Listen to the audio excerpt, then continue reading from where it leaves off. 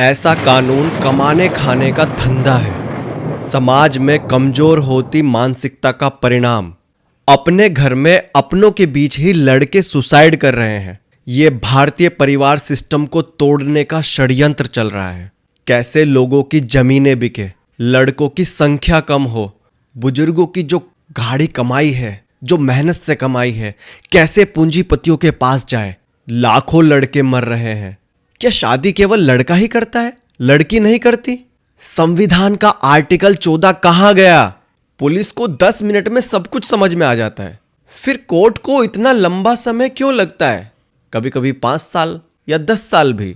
हमारे देश की न्याय व्यवस्था बिल्कुल भी सही नहीं है, बिल्कुल भी ठीक नहीं है।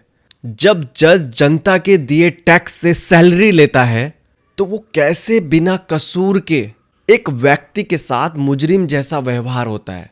ये जो शब्द मैंने जो अभी कहे हैं, ये सिर्फ मेरे ही शब्द नहीं है। क्या आपको पता है भारत में जितनी भी आत्महत्याएं हो रही हैं उनमें पुरुषों की संख्या सबसे ज्यादा है। पिछले 5 वर्षों में जो आंकड़ा आत्महत्या का आया है वो महिला की अपेक्षा पुरुषों का 2 गुना है। इसके प्रमुख कारण है पारिवारिक विवाद, आर्थिक तंगी, सामाजिक दबाव, मानसिक स्वास्थ्य समस्याएं और बेरोजगारी शामिल है। क्या आपको पता है कि एक पुरुष जब मानसिक ग्रस्त होता है तो उसके साथ बहुत सारी प्रॉब्लम्स होती हैं। पुरुषों का जो मानसिक स्वास्थ्य है, हमें उस पर ध्यान देना चाहिए। उन्हें आवश्यक सहायता प्रदान करना अत्यंत महत्वपूर्ण है ताकि आत्महत्या के इन बढ़ते मामलों को रोका जा सके। पुरुष आयोग की जो मांग है वो भारत में लंबे समय से की जा रही है, लेकिन आज तक आधिकारिक रूप से इसको स्थापित नहीं किया गया है।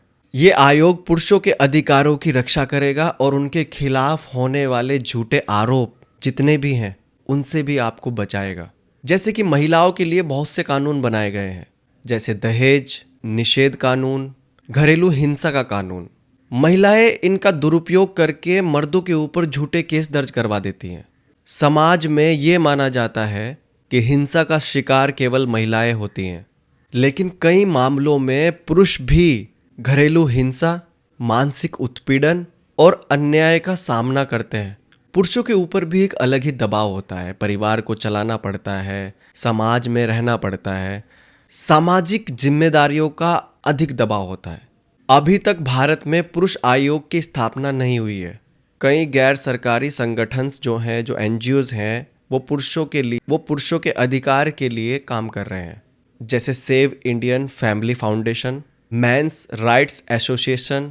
कुछ लोगों का जो मानना है, अगर पुरुष योग की स्थापना हुई तो वह लैंगिक असमानता को बढ़ावा दे सकती है। यह भी कहा जाता है कि महिलाओं की अपेक्षा में पुरुषों की जो समस्याएं हैं वो महिला से कम है, इसलिए इस तरह के आयोगों की जरूरत नहीं है। आपकी क्या राय है, आप कमेंट करके बताना। पुरुष आयोग के लिए देश भर में बहस जारी है। इस समाज में लैंगिक समानता लाने और पुरुषों की समस्या का समाधान निकालने के लिए एक महत्वपूर्ण कदम हो सकता है। जब तक ऐसा आयोग नहीं बनता तब तक जागरूकता फैलाना और झूठे मामलों के प्रति सतर्क रहना जरूरी है।